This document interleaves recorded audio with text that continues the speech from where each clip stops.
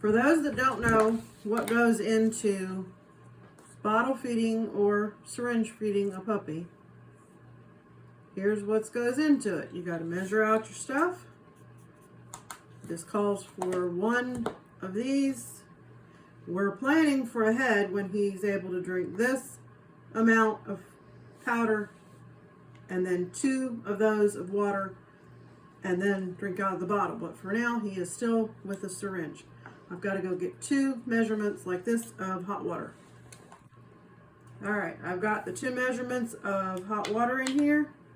I'm going to mix it up. That way it has a chance to sit and everything can get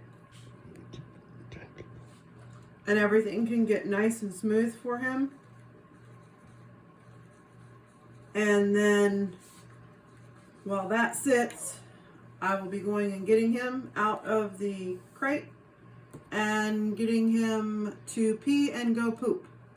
Okay, and then he's got to pee and poop. And so I made the paper towel a little wet. He goes pee down into the sink and on the paper towel. When I'm totally done, then I clean the sink with disinfectant. And then, of course, the fun part, you got to also make them poop.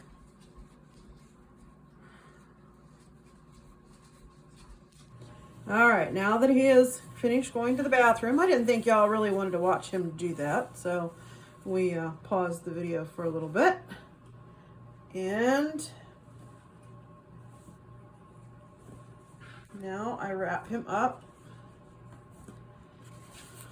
with paper towel so that he has kind of like a diaper. Tuck him into the towel. And so he doesn't get all wet, I make a paper towel like a bib. No, this might not be how everybody else does it, but this I found is working for Kingston to do it this way. He's not anywhere near ready to start doing a bottle, and sometimes he's not wanting to drink from the dropper very good either. You gonna do it good this time, buddy? Come on. Little bits at a time. Just little bits at a time. Letting him swallow it down so he doesn't aspirate. And for the amount he drinks, sometimes it can take up to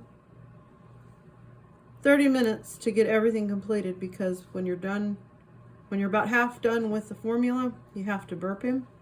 And sometimes he can be very stubborn with the burping. And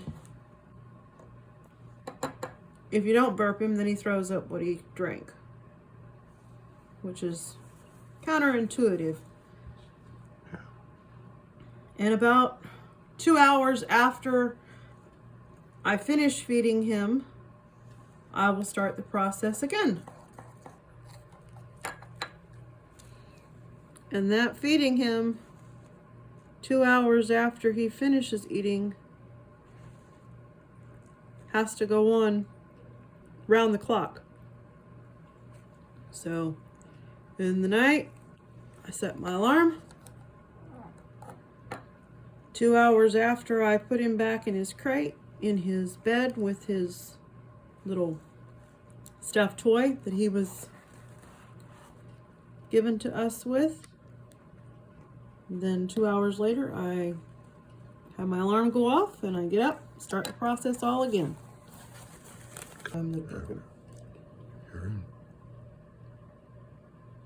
All right, after this dropper full is finished, come on, buddy, stay awake. After this dropper full is finished, in fact, I don't even think I'm waiting for the dropper full to be finished because he's trying to go to sleep. I'm gonna burp him. Pick him up. And you just burp him like a baby.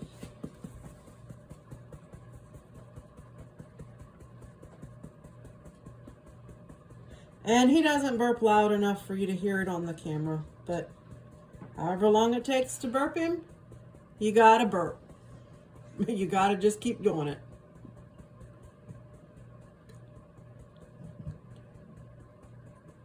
Okay, and he has burped now. So let's see if I can get him convinced to eat the last of his food. Good job, Kingston. Keep going. And no, his ears are not open. He cannot hear me, but I'm still going to talk to him.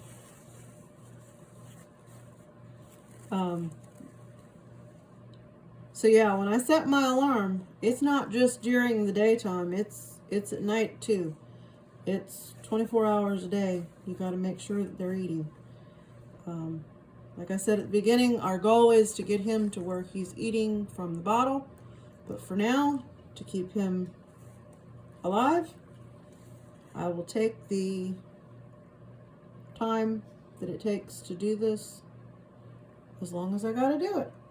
Hopefully he stays getting stronger and pulls through. You got a milk mustache, buddy. Look at that chin. Hey, you gotta wake up and eat.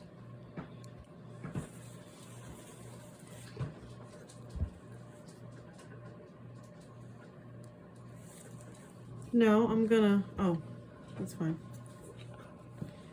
Alrighty. Good job, Kingston. Come on. Swallow it down. That's a good boy.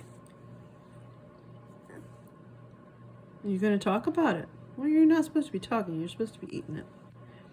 Once in a while, he'll do little puppy noises, but not too often right now. He's just not that strong.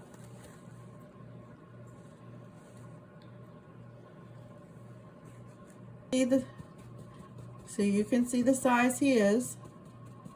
This is a half sheet paper towel, the select size paper towel sheets, that it's one paper towel sheet, and you can see he's not even filling it out, even though he's stretching himself out. I still hear the bubble, dude. Come on, let it go. Oh, thank you. I appreciate it. Okay, now that he's burped, I'm going to leave the paper towel there because that's kind of like my makeshift diaper. Keeps the towels going longer. And I'm going to unfold the towel, wrap him up in it, swaddle him up in it. And that way his face is out so he can stick his face to the little turtle. And there's Mr. Kingston all wrapped up like a little chalupa, ready to go back into his crate. Yep, he's ready to go back in his crate and snuggle up. And 2 hours from now, we will start the process again.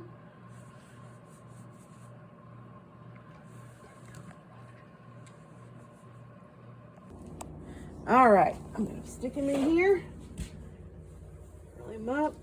Now he can go close to his little turtle thing he likes. I'm gonna tuck him in. There's a heating pad underneath here with blanket, and then a piddle pad, another blanket. But yeah, there's a heating pad to keep him warm.